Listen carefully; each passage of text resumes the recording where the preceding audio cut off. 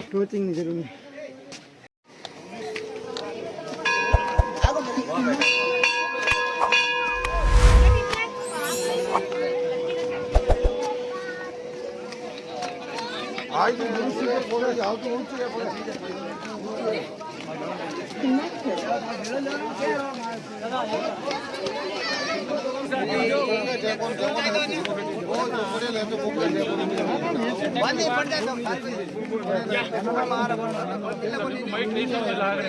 ટાપુનો last step અને last જે એનો એરિયો છે, મતલબ કે જે ઊંચામાં ઊંચી જગ્યા છે અત્યારે અમે એની ટોપ લેવલ ઉપર છીએ, જે અમારાથી વાદળ પણ નીચા છે. અત્યારે અહીંયા તમે બેગ બધા જોઈ શકો છો, લોકો એન્જોય કરેલા છે.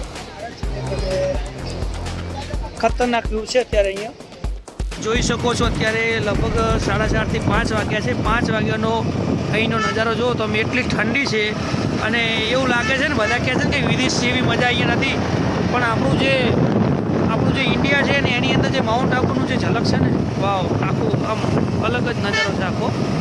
જો લોકો બધા ફેમિલી વિથ કપલ વિથ આવી ગયા છે અહીંયા,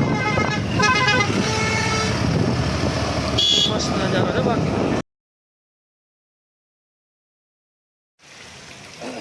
અત્યારે માઉન્ટ આબુની અંદર ઉપરથી જે કુદરતી પાણી આવે છે, ઉપરથી ત્યાં વરસાદ ચાલુ નથી છતાંય આ ઝરણું ચાલુ છે.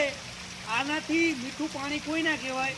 એટલે હું અને પરેશભાઈ બંને ગાડી ઊભી રાખીને સ્પેશિયલ મોઢું ધોયું છે અને પીધું પણ છે, કારણ કે સ્કિન સારી છે એટલા માટે.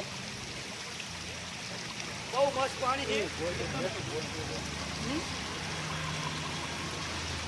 ખરેખર.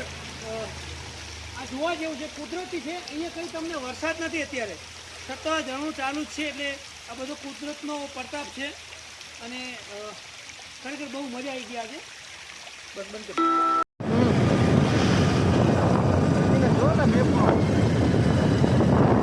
આ જ છે મારા ભાઈ, તું જવા દે ને લખીને. એ બીજે રસ્તેથી મેં ઘૂસી ગયા છે અને હેડ્યા છે તો આપણે વાતાવરણ ખબર નહીં રહી.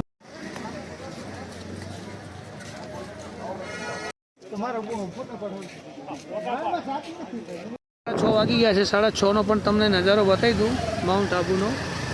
તો તમે 6:30 વાગે પણ માઉન્ટ આબુની અંદર ઝલક છે. તો અત્યારે મુવમેન્ટ એકદમ શાંત ઠંડુ છે. તો અહીંયા તમને ગાડી આપશે 2 વ્હીલ, પણ એનું કંઈક તમારે ચાર્જ ચૂકવવાનો રહેશે. 400 રૂપિયા, 500 રૂપિયા, જેવી પબ્લિકની મૂવમેન્ટ હશે એ પ્રમાણે તમને આપશે અહીંયા. આ જો અમે અહીંયા અત્યારે ગયા છીએ, શું થાય જોઈએ આગળ.